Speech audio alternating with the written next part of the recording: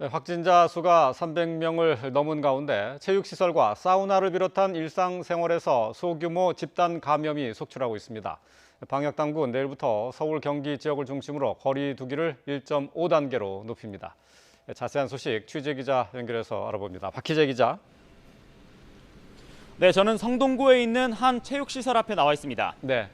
자, 기자가 나가 있는 그 체육시설을 비롯해서 곳곳에서 감염자가 속출하고 있는데요. 현재 상황 전해주시죠. 네, 그렇습니다. 이곳 체육시설은 현재 운영을 임시로 중단한 상태입니다. 어제 이곳 시설과 관련해 감염자가 모두 17명이 나오면서 이곳은 새로운 집단 감염 사례로 분류가 됐는데요. 지난 12일, 그러니까 지난주 목요일부터 이곳 이용자 가운데 첫 확진자가 나왔고 이후 접촉자 검사를 진행하면서 다른 이용자 등 3명, 그리고 종사자 7명, 가족과 지인 등 8명이 잇따라 양성 판정을 받아 이곳의 누적 확진자는 모두 18명이 됐습니다. 이처럼 체육시설 등 일상 속에서 집단 감염으로 분류되는 사례는 계속해서 추가되고 있는데요. 경기도 안산시에 있는 지하 실내 수영장에서도 관련해 9명이 확진된 사례가 확인됐습니다. 수영장 이용자 1명이 지난 11일에 처음 확진된 이후 비슷한 시간대에 방문했던 수영장 이용자 7명과 또 확진자의 가족이 추가로 양성 판정을 받았습니다.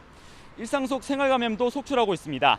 수도권 지역에 있는 가을 산악회에서는 지난 12일에 첫 확진자가 나온 뒤 13명이 잇따라 확진돼 누적 감염자는 모두 14명입니다. 방역당국은 해당 모임에서 등산을 마친 뒤에 가진 식사 자리에서 이 감염이 확산한 것으로 보고 있습니다. 서울 서초구에 있는 아파트 사우나에선 지금까지 모두 14명이, 동작구 카페에서는 13명이 확진된 것으로 나타났습니다. 대학가에서도 확진자가 늘고 있는데 수원대 미술대학원과 관련해 5명이 추가로 확진돼 누적 확진자는 13명이, 고려대에서는 아이스하키 동아리와 관련해 4명이 추가 확진되면서 확진자가 10명이 됐습니다. 네, 내일부터 서울, 경기 등 거리 두기 단계가 1.5단계로 격상되는 지역이 늘어나게 되죠.